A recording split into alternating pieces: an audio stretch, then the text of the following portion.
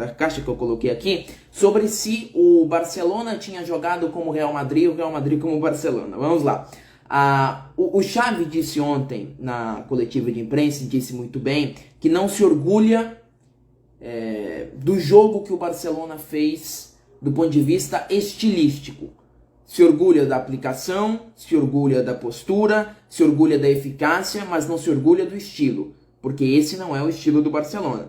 O estilo do Real Madrid é vencer. Vencer jogando bem, vencer jogando mal, vencer com sorte, vencer com azar, vencer. Se venceu, tá tudo bem. Se perdeu, se arruma problema até onde não existe. Então, são essas as diferenças. O Real Madrid quer vencer, não importa como. O Barcelona quer vencer como todos querem, porque é o objetivo do esporte, mas quer vencer de um determinado jeito, de uma determinada forma. Fato é que, pelas circunstâncias ou não, pela forma como a partida se desenvolveu ou não, pelos desfalques ou não, pela estratégia ou não, o Barcelona jogou do modo que condena. Não é que não possa jogar, não é que seja ilícito, mas não jogou como costuma e fez concessões sim. O Barcelona ontem, no segundo tempo, se defendeu muito bem, uma linha de 4, uma linha de 5 defensores à frente, só o Ferran Torres ali no comando do ataque, só um atacante à frente de uma linha de 4 e uma linha de 5. Se defendeu muito bem no segundo tempo, mas também não trocou 3 passes. Por acaso teve a oportunidade mais frutífera do jogo, que foi aquele chute do Kessié que tirou o Ansu Fati, pelo zagueiro, né? Inclusive o Ansu Fati naquela jogada. Mas o Barcelona no segundo tempo não trocou 3 passes consecutivos. Não tinha Pedri, não tinha Dembélé que ameaça o espaço, mas podia ter feito melhor com bola. Sem bola no segundo tempo, irrepreensível. Também porque o grande duelo dos últimos clássicos, que era Araújo e Vinícius Júnior, novamente pesou para o lado do Barcelona.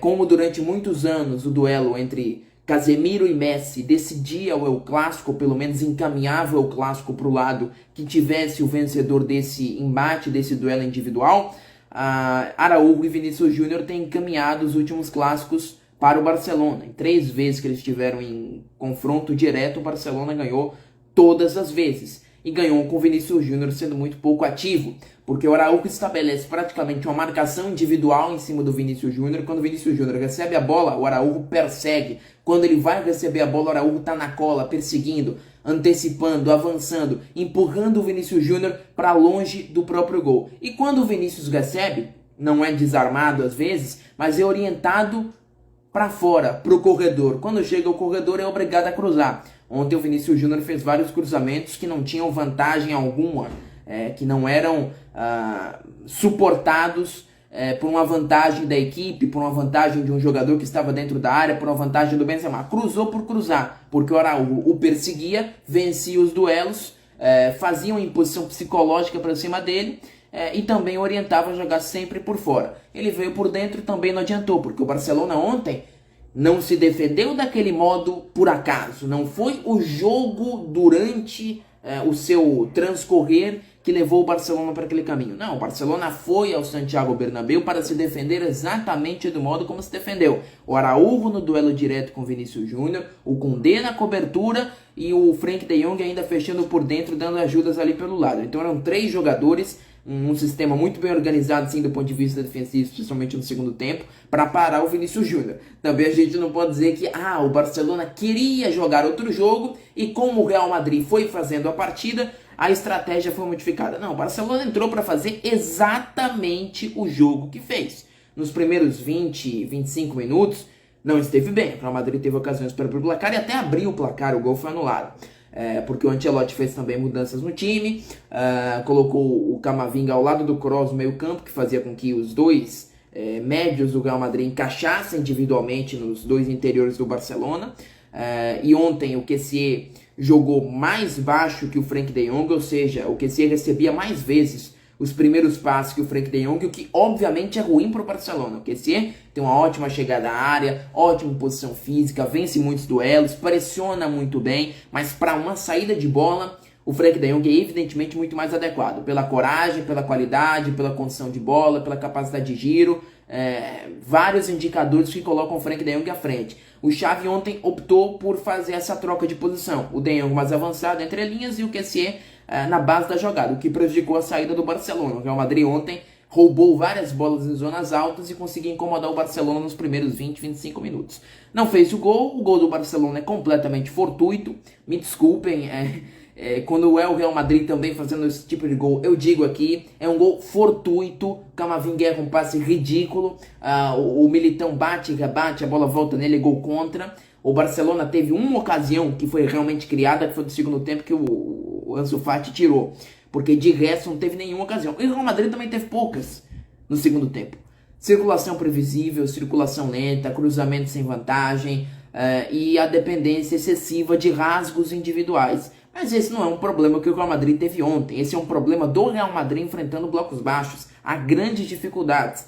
E ontem, especialmente, que jogou o Nacho na lateral esquerda, o Vinícius ficou prejudicado jogando contra um lateral tão bom como o Araújo, que não é lateral, mas o Vinícius condiciona a estratégia do Barcelona pelo jogador incrível, inacreditável que é. E se ele tivesse o Camavinga jogando mais tempo como lateral esquerdo, ou até o Mendy mesmo, né, quando puder voltar, talvez tivesse se livrado mais da marcação, porque o Nacho é um lateral que fica na base da jogada e o Vinícius Júnior ele tem características que necessitam de um lateral que complemente os seus movimentos. O Benzema está sempre ali, tabelando, lhe ajudando nas movimentações dentro do jogo, lhe dando suporte, atraindo marcação, servindo como uma parede para tabelas, mas quando o lateral apoia, quando o lateral troca de posição com o Vinícius, troca de zona, combina movimentos, é muito melhor para ele. Tanto que quando o Camavinga vinha jogando como lateral esquerdo, os dois estavam devastando os adversários pelo lado esquerdo. Com o Nacho isso já não se viu tão determinante, né? Isso já não foi tão presente. O Camavinga chegou a jogar até o final do jogo como lateral esquerdo, mas isso não influenciou muito, porque o Barcelona foi um bloco, o Barcelona competiu, o Barcelona esteve bem organizado para aquilo que teve a pretensão de fazer. Mas claro, se repete esse jogo no Camp Nou, não é o ideal, a torcida não vai gostar, porque não é o jogo do Barcelona, e o Real Madrid, que o Ancelotti disse que se repetir esse jogo no Camp Nou vence, não fez um chute no alvo. Teve bons primeiros 20, 25 minutos, o primeiro tempo do Barcelona não foi dominante, mas o resto o Barcelona dominou.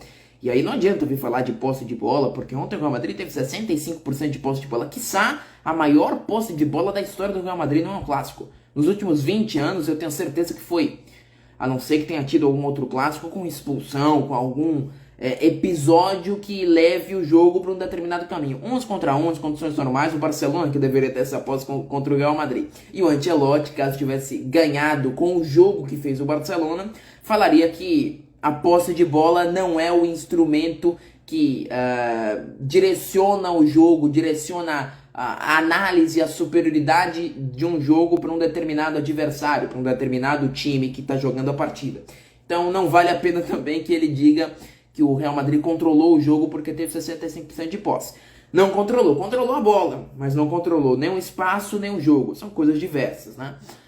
Teve a bola, mas não soube converter esse domínio territorial, esse domínio de posse de bola em um domínio do jogo. São coisas realmente diversas. Quem dominou o jogo no segundo tempo foi o Barcelona, porque levou o Real Madrid a jogar nas zonas que o Barcelona permitia, como o Barcelona permitia, errando passes, que o Barcelona não teve competência para aproveitar nos contragolpes, mas errando passe, errando execuções, tendo ataques muito enveredados para um caminho só, para cruzar na área, e aí entra o Álvaro Rodrigues no final do jogo, depois do Real Madrid ter cruzado 30 e tantas bolas dentro da grande área. Ceballos entrou tarde, Ceballos, ninguém sabe, né, como tem tão poucos minutos jogando tão bem. Então, a vitória foi merecida, o Barcelona mereceu realmente ganhar o jogo, mas não é uma partida que deve ser o exemplo, não, exemplo de dedicação, de aplicação, o time competiu, o time foi um grande estádio e não tremeu em nenhum momento, mas esse não é o jogo que o Barcelona deve fazer, esse não é o jogo europeu, esse não é definitivamente o jogo que o Barcelona prega e que o Barcelona deve pregar, né? E sobre o Real Madrid, nenhum desastre. Muito bom falar de jogo quando o Real Madrid perde, porque hoje se lê na imprensa espanhola que o Florentino quer que o Ancelotti coloque os jogadores nas posições naturais, que ele quer que o Ancelotti pare de inventar, pare de colocar o Camavinga na esquerda, ficou decepcionado com o planejamento do Ancelotti ontem, que nem foi dos piores. Não foi dos melhores, mas o Real Madrid já jogou jogos muito piores, inclusive nessa temporada contra adversários que fazem bloco baixo. E mesmo assim conseguiu o resultado e por isso não importava nada. Então acho que a gente tem que ser coerente. Venceu, venceu, perdeu, perdeu. Se não se fala do jogo pro bem ou pro mal na vitória, não se fala do jogo pro bem ou pro mal na derrota. O jogo não importa nada. Então a explicação é: a bola não entrou. Eu acho a explicação pobre, mas é a explicação que resta se o Real Madrid, quando vence, não quer saber do jogo. Se venceu o PSG sem merecer, se venceu o Chelsea sem merecer, se venceu o City sem merecer, se venceu o Liverpool sem merecer, Liverpool na final, eu digo. Não importava. Mentalidade, sacrifício, postura, jogadores decisivos, exaltados pelo jogo do técnico. Então acho que a coerência tem que ser mantida quando se perde. Então pro Barcelona, que fez uma partida muito boa, organização defensiva, se deve dizer, e achou um gol, o gol foi achado.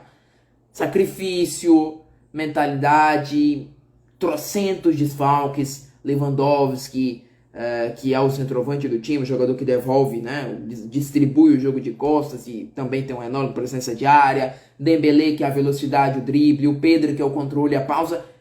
Sem eles, vindo de duas derrotas importantes, duas derrotas que o Barcelona realmente não deveria ter tido. Contra o United aceitável, né? Mas contra o Almeria, até pela escalação do Xavi, definitivamente não se pode estar. E abrir uma vantagem significativa, que eu acho que no Camp Nou é difícil do Real Madrid remontar. Embora o Real Madrid já tenha mostrado toda a capacidade para o fazer.